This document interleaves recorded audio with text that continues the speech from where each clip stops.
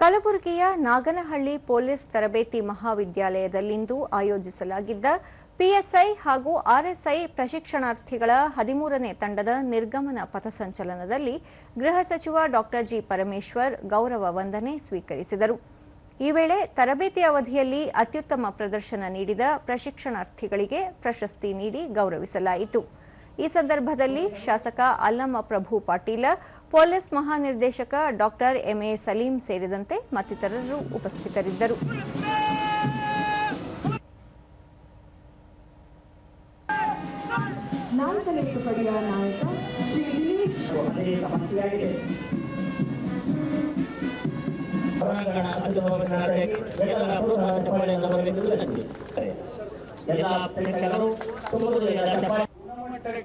ಬಳಿಕ ಡಾ G Parameshwar, police ವೃತ್ತಿ ಕೇವಲ ಸಂಬಳಕ್ಕಾಗಿ ಮಾಡುವ ಕೆಲಸವಲ್ಲ, ಶಿಸ್ತು ಮತ್ತು ಗೌರವದ ಸಂಕೇತ.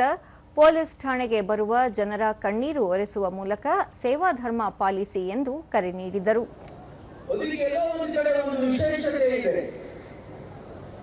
ಆ ವಿಶೇಷತೆ ಏನಪ್ಪಾ ಅಂತ ಹೇಳಿದ್ರೆ ಸೇವೆಯ ಧರ್ಮವನ್ನು ಪಾಲಿಸಬೇಕು,